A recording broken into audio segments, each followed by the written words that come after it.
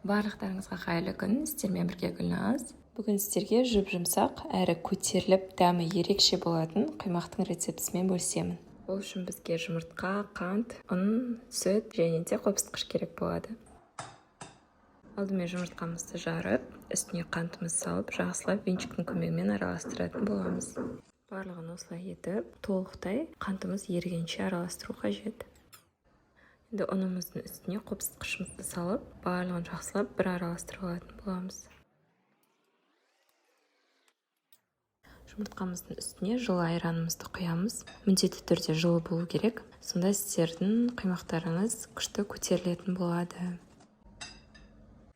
Пайда болған сұйықтығымыздың үстіне ұнымызды саламыз. Тек қана жартысын салсаңыздар жеткілікті. Жақсылап електен өткізіп, барлығын араластырамыз.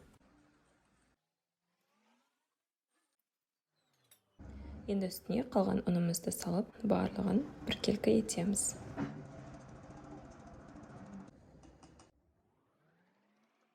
Міне бізде осындай қоюлау массасы шықты. Енді кондитерский мешок немесе осындай қарапайым салфанның ішіне салып, табамызға құятын боламыз. Астыңғы ұшын осылай орап жібергендеріңіз дұрыс болады.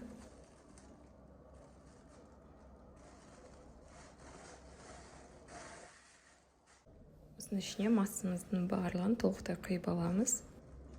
Енді табамызды пешке қойып, астын жағып, үстіне сұйық майымызды құямыз.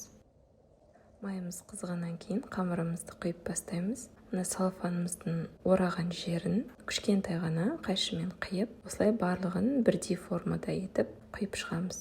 Немесе сіздер қасықпен де құйсаңыздар болады. Бірақ мен әдемі барлығы бір формада дөңгелек болып шыққанын қалғандықтан салфанға салып жасадым.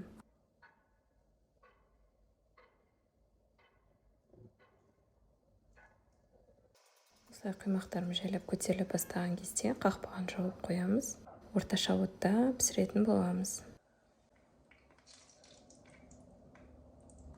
Мына видеодағындай құймақтарымыздың бетінде көпшіктер пайда болды. Енді барлығын ар жағына аударамыз.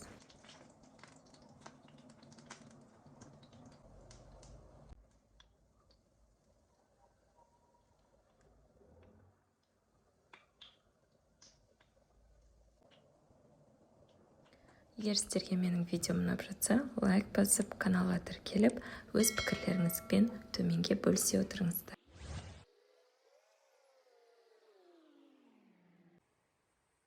Мұны барлығын қызартып, жақсы етіп пісіріп аламыз.